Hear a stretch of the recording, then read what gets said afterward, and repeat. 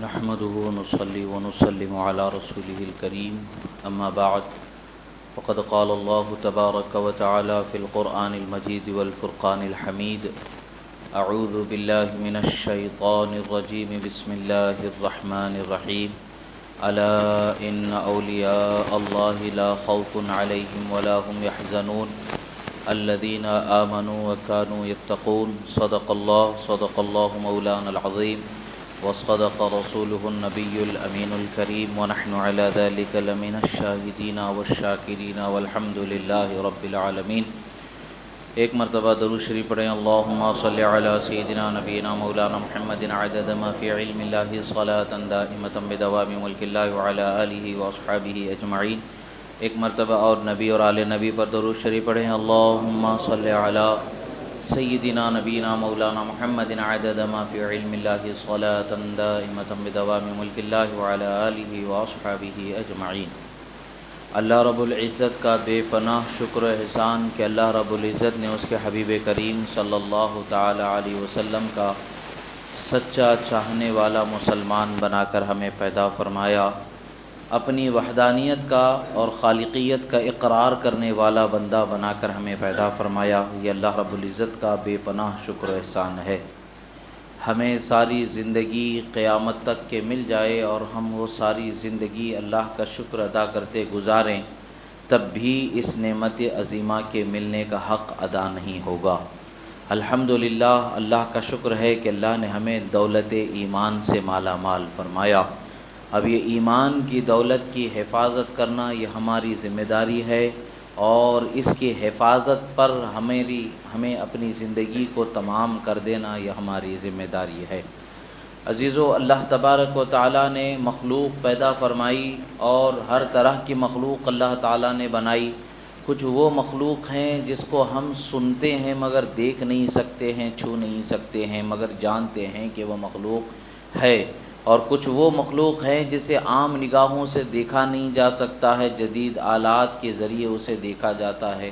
نہ جانے اس طریقے کی کتنی مخلوقات کو اللہ تبارک و تعالیٰ نے پیدا فرمایا ہے، اور ان مخلوقات کے وجود پر اگر غور کیا جائے تو ہمیں حیرانی ہوگی کہ آخر ان کا بنانے والا کیسی قدرت والا، کیسی شان والا ہوگا۔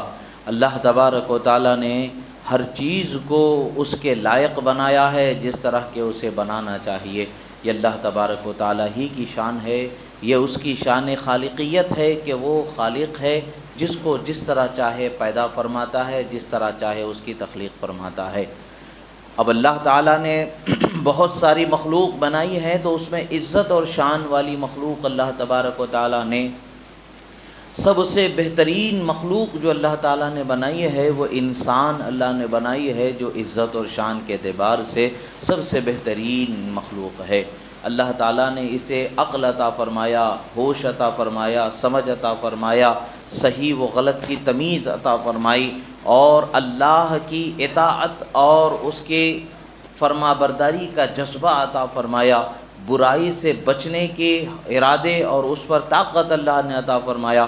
اس طریقے سے دیکھا جائے تو انسان کی بہت ہی خوبیاں ہیں جو اللہ تعالیٰ نے اسے عطا فرمائی ہے، انہی بے شمار خوبیوں کی وجہ سے اسے بہترین مخلوق میں شمار کیا جاتا ہے۔ اب تمام مخلوقات میں سب سے بہترین مخلوق اللہ کے پیغمبر ہیں، اللہ کے پیغمبر فرشتے ہیں جو سب سے بہترین مخلوق ہے۔ اب اللہ کے پیغمبروں کے بعد، فرشتوں کے بعد اگر دیکھا جائے تو عام انسانوں کا درجہ ہے، تو عام انسانوں میں اللہ تبارک و تعالیٰ نے ان میں بھی درجات اللہ نے مقرر فرمائے، یکے بعد دیگرے ہر ایک کا ایک الگ الگ درجہ اللہ نے مقرر فرمایا ہے۔ حسب درجہ انسانوں میں برتری کا مقام اللہ نے بخشا ہے۔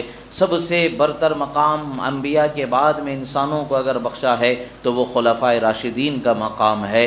اب صحابہ کرام کا، اہل بیت اطہار کا، شہداء کا، صالحین کا، اولیاء کاملین کا مقام اللہ تبارک و تعالیٰ نے بلند و بالا رکھا ہے۔ آخر ان مقامات کے بلند و بالا رکھنے کی وجہ کیا ہے، ضرورت کیا ہے، کیوں انہیں بلند و بالا مقام عطا فرمایا گیا ہے؟ اب اولیاء عام مخلوق میں زیادہ بلند مقام رکھنے والے ہوتے ہیں، تو وجہ کیا ہے؟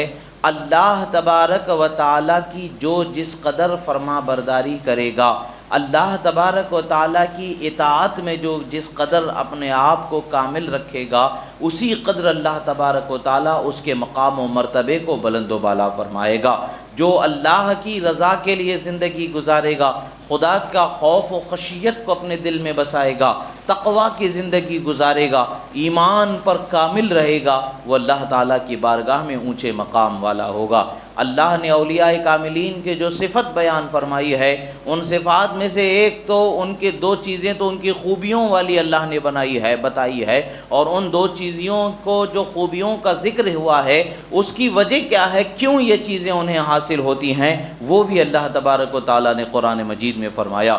اللہ نے فرمایا کہ اے لوگو آگاہ ہو جاؤ، ہوش سے سنو، غور سے سنو، سمجھداری سے سنو کہ اللہ کے ولیوں کو نہ کوئی خوف ہے نہ کوئی غم ہے۔ خوف کسے کہتے ہیں؟ کسی آئندہ پیش آنے والے خطرات کے پیش نظر آدمی ڈر جاتا ہے، وہ خوف میں شمار ہوتا ہے۔ غم جو نعمت کے چھن جانے پر، کسی قیمتی چیز کے دور ہو جانے پر، کوئی قیمتی، کوئی برکت والی، کوئی اچھی چیز کے تم سے دور ہو جانے پر جو افسوس ہوتا ہے اسے غم کہا جاتا ہے۔ اللہ کے ولیوں کو نہ کوئی آنے والے خطرے کا خوف ہوتا ہے، نہ گزرے ہوئے وقت کا غم ہوتا ہے، کیونکہ اللہ تبارک و تعالیٰ نے ان کے دلوں پر اپنے انوار و برکات و تجلیات کا ایسا اثر فرمایا ہے کہ اب انہیں کسی چیز کی خواہش دنیا کی باقی نہیں رہ جاتی ہے، کسی خوف کو ان کے دل میں مقام نہیں ہوتا ہے، جگہ نہیں ہوتی ہے، اس لیے کہ وہ اپنے دل میں اللہ کے خوف کو بسائے ہوتے ہیں، اللہ کے ڈر کو، خشیت کو بسائے ہوتے ہیں، اور جس کے دل میں اللہ کا خوف و خشیت بس جاتی ہے، اللہ نے قرآن میں اعلان فرمایا ہے رضی اللہ عنہم ورضوا عنہ ذلک لمن خشی ربہ، اللہ ان سے راضی ہے اور وہ اللہ سے راضی ہیں، جو بندے اللہ سے ڈرنے والے ہیں اللہ تعالیٰ ان سے راضی ہو جاتا ہے۔ یہ اللہ کے ولیوں کی شان ہے کہ اللہ نے فرمایا الذین آمنوا وکانوا یتقون، یہ وہ لوگ ہیں جو ایمان والے ہیں اور تقوی والے ہیں، ان کو اللہ نے یہ شان عطا فرمائی ہے۔ ایمان کے بغیر اللہ کے ڈر کا دعویٰ، یہ دعویٰ باطل ہے، اس کا کوئی وجود نہیں، اس کی کوئی حیثیت ہی نہیں ہے۔ ایمان کے بغیر اگر کوئی کہے، ایمان نہ لائے، خدا کو واحد اور اکیلا ایک نہ جانے اور اس کے دین کو سچا نہ جانے، اس کے پیغمبروں کو سچے پیغمبر نہ جانے، اس کے اتاری ہوئی کتابوں کو، اس کی کتابیں نہ مانے، یعنی ایمان والا وہ بندہ نہ ہو اور یہ دعویٰ رکھے کہ مجھے خدا کا خوف ہے، تو یہ دعویٰ باطل ہے۔ ایمان والا ہونا ہی خدا کے خوف والے بندے ہونے کی سب سے بڑی دلیل ہے، اس لیے کہ اس بندے کو یہ خوف ہے کہ کل میں قیامت میں اللہ کے سامنے حاضر ہو جاؤں تو میں کیا جواب دوں گا، کیا سوال ہوگا میرے ساتھ اور اس کا کیا جواب ہوگا، میرے پاس کیا معاملہ ہوگا، یہ وہ خوف سے ڈرے گا اور اللہ کے بارگاہ میں حاضر ہونے کی تیاری کرے گا، وہ ایمان لائے گا، اور ایمان کے بعد بندے پر اللہ کے خوف و خشیت کو اپنے دل میں سلامت رکھنا، قائم رکھنا، اور اللہ اور اس کے رسول کے احکام پر عمل پیرا ہو جانا، اس پر عمل کرنے والا ہو جانا، یا اس کے کامیابی تقوی کی علامت ہوتی ہے۔ اللہ کا شکر ہے کہ اللہ تعالیٰ نے ہمارے ملک میں بے شمار اولیاء کا وجود اللہ نے بخشا ہے، ہم گنتے گنتے تھک جائیں گے، مگر اللہ کے ولیوں کی جماعت کو اللہ نے ہمارے ملک میں اس قدر کثرت سے رکھا ہے۔ یقین جانیے جس علاقے میں اللہ کے ولیوں کی کثرت ہوگی اس علاقے میں اللہ کی رحمت کی برسات ہوتی رہے گی۔ یہی وجہ ہے کہ آج اولیاء کے وجود کی برکتوں سے ہم ایک عجیب زندگی جینے کے باوجود شان کی زندگی جی رہے ہیں، عزت کی زندگی جی رہے ہیں، پریشانی سے بچے ہوئے ہیں، مصیبتوں سے بچے ہوئے ہیں۔ یہ کس کی برکتیں ہیں؟ یہ اللہ والوں کی برکتیں ہیں، کہ جن کی برکتیں ہی ہیں، جن کے وجود کے برکات ہی ہیں، جن پر ہونے والی اترنے والی رحمتوں کا حصہ ہے، جو ہمیں بھی اللہ تعالیٰ دے رہا ہے اور ہماری زندگی بھی بہتر گزر رہی ہے۔ عزیزان محترم، اللہ کے رسول صلی اللہ تعالیٰ علیہ وسلم نے ارشاد فرمایا ہے کہ اللہ تعالیٰ دنیا والوں کو جو رزق دیتا ہے وہ رزق، پانی، اناج، اس کی زندگی، ان کی پریشانیوں سے چھٹکارا وغیرہ، ان کے جو ضروریات ہیں ان سب کی تکمیل جو ہوتی ہیں وہ اللہ کے ولیوں کی برکتوں ہی سے اللہ تعالیٰ پوری فرماتا ہے۔ الحمدللہ سب سے بڑی بات، سب سے بڑی نعمت یہ ہے کہ دنیا میں بہت سارے ملک ہیں، مگر ایک عجمی ملک جو ہندوستان عجم کا ملک ہے، اس عجمی ملک ہونے کے باوجود اس ملک میں اللہ کے ولیوں کی اتنی کثرت ہے کہ ہم حد و شمار میں اسے لا نہیں سکتے۔ یہی وجہ ہے کہ آج ہمارا ایمان سلامت ہے، ہمارے اخلاق سلامت ہے، ہمارا کردار سلامت ہے، ہمیں حلال و حرام کی تمیز برقرار ہے، ہم آج بھی شراب سے نفرت کرتے ہیں، ہم آج بھی زنا و شراب خوری سے نفرت کرتے ہیں، جوے سے آج بھی ہم نفرت کرتے ہیں، اسے برا جانتے ہیں۔ کیوں ہے؟ یہ ایمان کی برکت ہے جو اللہ تعالیٰ نے ہمیں اچھے کو اچھا سمجھنا، برے کو برا سمجھنا یہ توفیق عطا فرمائی ہے۔ یہ کیسے ملے گی؟ یہ ایمان کی برکت ہی سے ملنے والی ہے۔ ایمان سلامت ہے تو کیسے سلامت ہے؟ یہ اللہ کے ولیوں کے آستانے ہمارے ایمان کی سلامتوں کی ضمانت بنا دیا گیا ہے،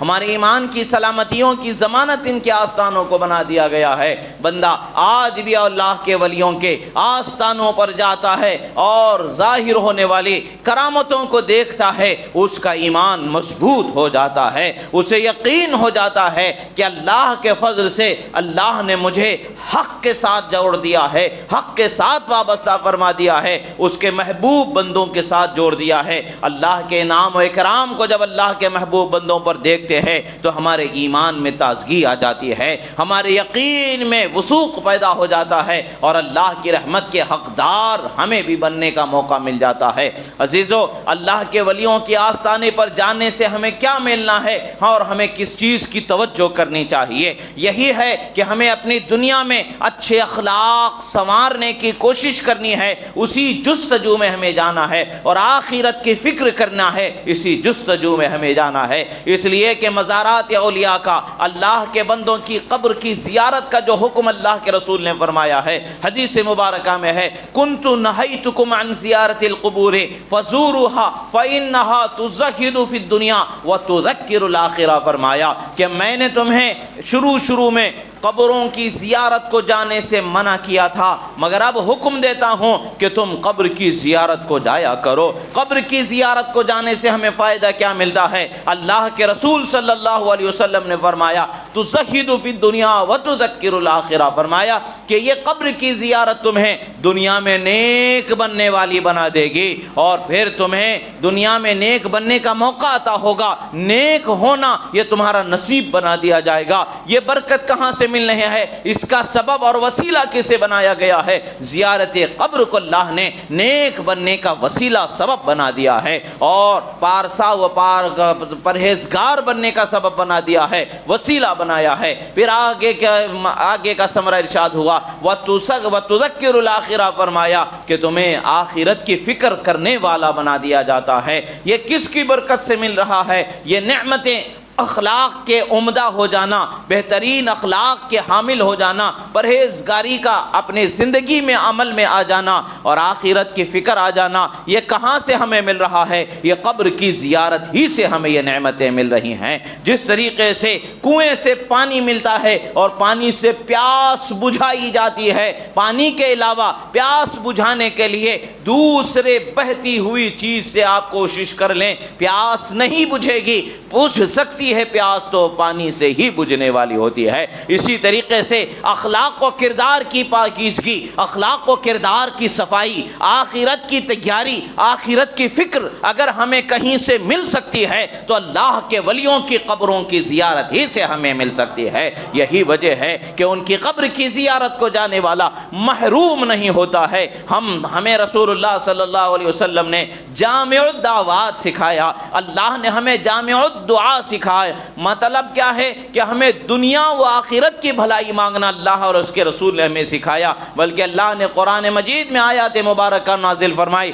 آیت ہے ربنا آتنا فی الدنیا حسنۃ وفی الآخرۃ حسنہ، فرمایا گیا کہ اے اللہ، دعا کا سلیقہ سکھایا گیا، اے اللہ ہمیں دنیا میں تمام بہتری عطا فرما، آخرت کی تمام بہتری عطا فرما۔ یہ جامع الدعوات کہا جاتا ہے، یعنی تمام دعاؤں کو شامل ہونے ہونے والی یہ دعا اللہ تعالیٰ نے ہمیں سکھایا۔ یہ دعا کے دو پہلو ہیں، ایک دنیا کی بہتری اور ایک آخرت کی بہتری ہے۔ ربنا آتینا فی الدنیا حسنہ فرمایا، اے اللہ ہمیں دنیا کی تمام بہتریاں عطا فرما، اور ان بہتریوں میں سے ایک بہتری کیا ہے؟ سب سے بڑی بہتری ایمان کی دولت ہے جو اللہ نے ہمیں عطا فرمایا ہے۔ اب اس کے بعد میں ہے وفی الآخرۃ حسنہ فرمایا، اور آخرت کی تمام خوبیاں ہمیں عطا فرما دے۔ تو وہی چیز دنیا اور آخرت کی بہتری کا حصول جس بارگاہ سے، جس مقام سے رکھا گیا ہے، وہ اللہ کے رسول نے فرمایا کنت نہیتکم عن زیارت القبور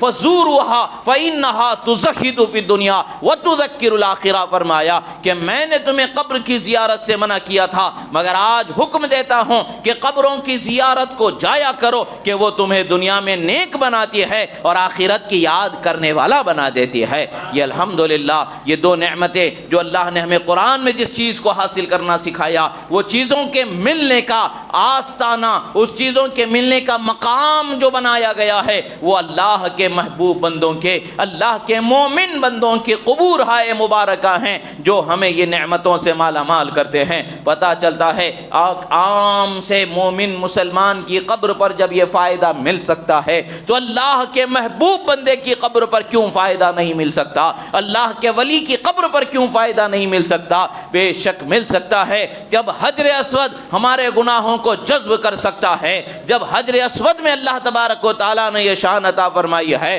تو پھر وہ ولی جس پر انوار و برکات کا نزول ہوتا ہے، اس کا قلب جو عارف کے قلب عارف جسے کہا جاتا ہے، جو اللہ کی رحمتوں سے، اللہ کے تجلیات کے مشاہدے سے لمحہ بھر کے لیے جو غافل نہیں ہوتا ہے، اس قلب کے کمال کا کیا حال ہوگا؟ اس قلب کے کمال والے کی نگاہ با کمال کا کیا حال ہوگا؟ آپ جانیں اللہ کے رسول صلی اللہ علیہ وسلم نے فرمایا العین حق، فرمایا کہ نظر کا لگ جانا یہ حق ہے۔ نظر ضرور لگتی ہے، نظر کا اثر ضرور ہوتا ہے۔ نظر لگ جانے کا مطلب کیا ہے؟ نظر سے آپ کے لیے برا ہو جاتا ہے، کچھ چیزیں آپ کی نقصان میں آ جاتی ہیں، اچھی چیزیں بگڑ جاتی ہیں، بھلی چیزیں بگڑ جاتی ہیں، اسے بد نظری کہا جاتا ہے۔ جب یہ بد نظر یعنی بری نظر کا اثر موجود ہے تو اس کا مطلب آٹومیٹکلی یہ ہے کہ اچھی نظر کا بھی اثر بدرجہ اولا موجود ہے۔ اچھی نظر کا اثر اگر نہ ہوتا، اچھی نظر کا اگر کمال نہ ہوتا، تو پھر صحابہ کا تمام لوگوں میں، امت میں، انبیاء کے بعد جو مقام و مرتبہ ہے وہ صحابہ کا اتنا مقام و مرتبہ نہیں ہوتا۔ کیوں نہیں ہوتا؟ اگر کہ وہ جو نظر کا کمال انہیں ملا ہے، انہوں نے نگاہوں سے مصطفیٰ کو دیکھا، مصطفیٰ نے اپنی نگاہوں سے ان کے ظاہر و باطن کو سنوار دیا، ان کو کمال والا بنا دیا۔ تو یہ نظر ہی کا کمال ہے جو صحابہ کا بھی اتنا اونچا بلند و بالا مقام ہے۔ الحمدللہ اہل سنت یہ جانتی ہیں، بلکہ دنیا اسلام میں یہ بات معلوم ہے، یہ نصوص شرعیہ سے واضح ثابت ہے کہ نظر کا اثر ہوتا ہے جب برا اثر ہوتا ہے۔ جب برے کا اثر ہو سکتا ہے تو اچھے کا اثر کیوں نہیں ہو سکتا؟ یقیناً اچھے کا اثر ضرور ہوتا ہے۔ اور اچھے کا اثر کیسے ہوتا ہے؟ اچھے کا جب اثر ہو جاتا ہے تو جو بے کمال ہوتا ہے اسے با کمال بنا دیا جاتا ہے، جو بے حال ہوتا ہے اسے حال و جمال والا بنا دیا جاتا ہے۔ یہ اللہ والوں کے نظر کا کمال ہوتا ہے کہ اللہ کے رحمتوں و برکتوں کا اثر ان کی نگاہوں میں اس قدر سرایت کر جاتا ہے۔ اللہ کے رسول صلی اللہ علیہ وسلم نے فرمایا اتقوا فراست المؤمن فإنه ينظر بنور اللہ، مومن کی نظر فراست سے بچو کہ وہ اللہ کے نور سے دیکھتا ہے۔ آپ دیکھیں جب آسمان سے جو ڈائریکٹ شعاع نکلتی ہے، اس شعاع کو اگر محدب شیشے کے ذریعے گزارا جاتا ہے تو خشک چیزوں کو وہ اس میں آگ لگ جاتی ہے، جلا دیتی ہے، وہ شعاع ہی ہے۔ مگر جب اس کو ایک دوسری چیز سے گزارا جاتا ہے تو اس میں جلانے والا اثر آ جاتا ہے۔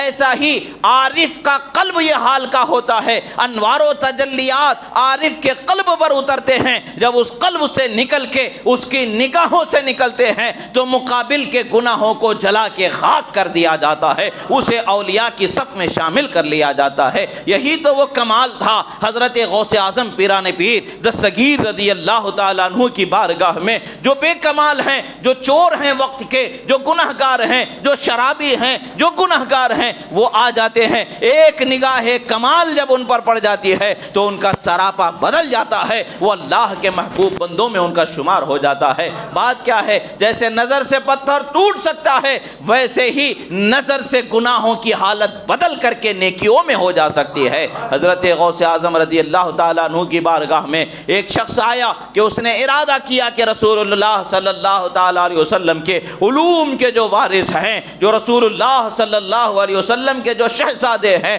جو قطب زمان ہیں، جو غوث اعظم ہیں، ان کے دروازے پر لوگوں کا ایک ٹاتا بندھا رہتا ہے، ایک مجمع لگا رہتا ہے، ہر آدمی اپنی حیثیت کے مطابق نظر و نیاز پیش کرتا ہے، اور آپ بے شمار قیمتی لباس کو زیب دن فرماتے ہیں۔ حتیٰ کہ روایتوں میں آتا ہے کہ اس وقت کے بادشاہ کو بھی اتنا قیمتی لباس پہننا میسر نہیں ہوتا تھا جتنا قیمتی لباس غوث اعظم دستگیر رضی اللہ تعالیٰ عنہ زیب دن فرمایا کرتے تھے۔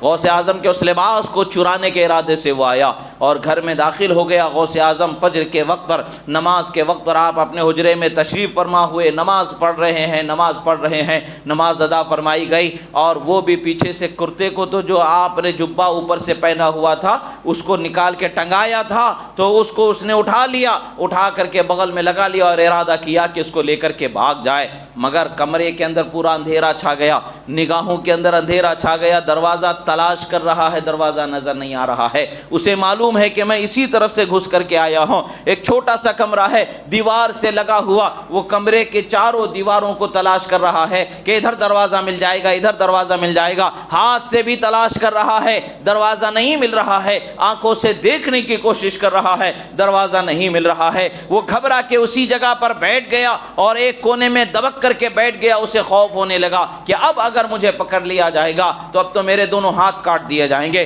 میرے ہاتھ کٹ جائیں گے تو میرا حال کیا ہوگا، میں کیسے زندگی گزاروں گا؟ اس لیے کہ اسلامی سلطنت تھی، اور اسلامی سلطنت میں چوری کرنے والے کی سزا یہ ہوتی ہے کہ دونوں ہاتھوں کو کاٹ دیا جاتا ہے۔ اب اسے معلوم ہونے لگا کہ اب میرے ساتھ یہ معاملہ ہونے والا ہے، اب میں تو میری پوری زندگی برباد کر چکا ہوں، اب کیا کروں؟ مگر ڈرا سہما بیٹھا ہوا ہے۔ دروازے پر دستک ہوتی ہے، حضرت غوث اعظم نماز کو مکمل کر چکے ہیں۔ آپ پوچھتے ہیں، سائل سے آنے والے سے سوال کرتے ہیں کون ہیں؟ جواب میں عرض کیا جاتا ہے کہ میں خضر علی نبینا علیہ السلام ہوں، یعنی نقیب اولیاء رسول اللہ صلی اللہ تعالی علیہ وسلم کے شہزادے کے دروازے پر جلوہ فرما ہیں۔ انہوں نے کہا کہ اے شہزادے رسول، اے غوث اعظم دستگیر، میں نقیب اولیاء خضر تمہارے پاس آیا ہوں۔ معاملہ کیا ہے؟ پوچھا جاتا ہے بات کیا ہے؟ عرض کیا جاتا ہے فلاں علاقے میں ایک اللہ کا ولی جو مرتبہ ابدالیت پر فائز تھا، اس کا انتقال ہو چکا ہے، اب اس جگہ پر ایک اللہ کے ولی جو مرتبہ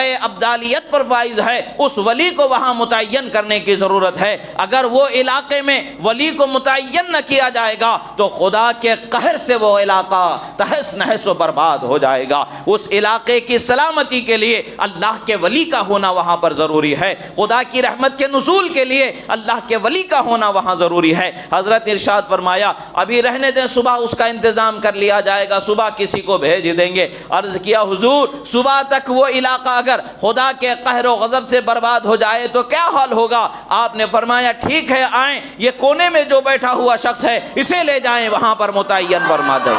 جب غوث اعظم رضی اللہ تعالیٰ عنہ نماز پڑھ رہے تھے، اس چور کا یہ خیال تھا کہ مجھے دیکھا نہیں گیا ہے، وہ دروازے سے اندر آیا ہے، اس کا یہ گمان تھا کہ اس نے اسے دیکھا نہیں گیا ہے، مگر اسے معلوم نہیں ہے کہ وہ آج تک جس کی نگاہوں سے چھپا کرتا تھا وہ سورج کے اجالے سے دیکھنے والی نگاہیں تھیں، یہ وہ نگاہیں ہیں جو خدا کے نور سے روشن کی ہوئی نگاہیں ہیں۔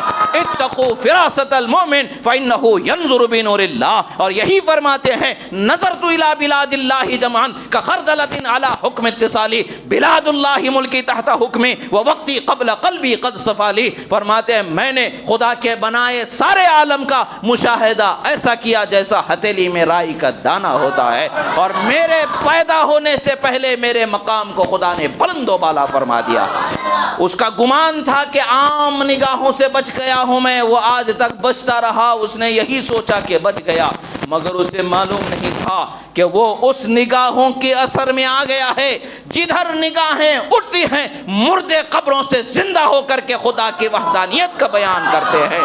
وہ نگاہ با کمال کا اثر اس کو مل گیا، اور کمال ایسا ہوا کہ وہ جو غوث اعظم نے اشارہ فرمایا تو اس کے دل کی حالت بدل گئی، رونے لگا۔ حضرت خضر علیہ نبینا علیہ السلام نے کہا چلو تمہیں وہاں لے جائیں۔ وہ کہتا ہے نہیں، میں تو گنہگار ہوں، میں تو چور ہوں، میں تو آج تک گناہوں میں زندگی گزارتا رہا۔ وہ عظیم مرتبہ کہ جس ایک شخص کے وجود کی برکتوں سے پورے علاقے کو امن امان رحمت سے سرفراز کیا جائے گا، وہ حق میرا نہیں ہے۔ میں تو خدا کے قہر کا حقدار ہوں، میں تو خدا کے غضب کا حقدار ہوں، میں تو خدا کے بنائے ہوئے جہنم میں سزا پانے کا حقدار ہوں، ایسا گنہگار ہوں۔ حضرت خضر نے کہا ٹھیک ہے، جو تھے سو تھے، جو گزر گیا تمہارا وہ گزر چکا، آج تم ان کے پاس حاضر ہو جسے تقدیر سنوارنے والا بنایا گیا۔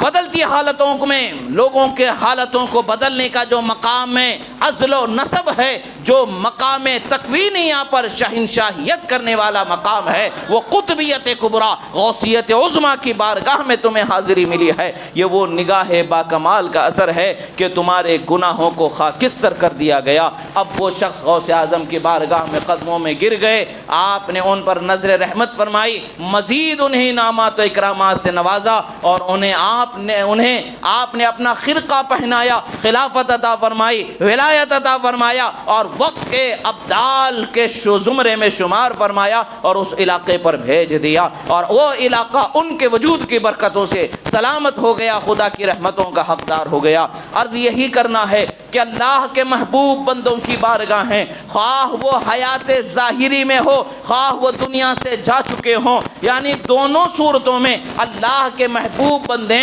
عام بندوں کو نفع پہنچانے والی ہستیاں بنایا گیا ہے۔ جس طرح سے اللہ تعالیٰ نے زمزم کے پانی میں شفا رکھا ہے، حجر اسود میں گناہوں سے پاکی رکھا ہے، جس طریقے سے اللہ تبارک و تعالیٰ نے دھوپ میں شدت اور رات کے اندھیرے میں جو سردی، ٹھنڈک، اجالا، روشنی، یہ ساری چیزوں میں جو تاثیرات اللہ نے رکھی ہیں، جو دن اور رات بنایا ہے، وہی خالق کائنات نے اپنے محبوب بندوں کی وجود کو دوسروں کے لیے رحمت کا ذریعہ بنا دیا گیا ہے، بخشش کا ذریعہ بنایا ہے، ان سے جڑنے والوں کو ہدایت پر قائم کر دیا جاتا ہے۔ اسی لیے فرمایا گیا یا ایھا الذین آمنوا اتقوا اللہ وکونوا مع الصادقین، اے ایمان والو اللہ سے ڈرو اور اللہ کے سچے بندے، اس کے محبوب بندے، ولیوں کے ساتھ ہو جاؤ۔ مطلب کیا ہے کہ ہمیں اللہ کے محبوب بندوں کے ساتھ جڑے رہنا ہے تاکہ آخرت میں ہمیں اللہ تعالیٰ ان کے ساتھ اٹھائے اور ہمارا بہتر حشر فرمائے اور ہمیں جنت کا حقدار بنا دے۔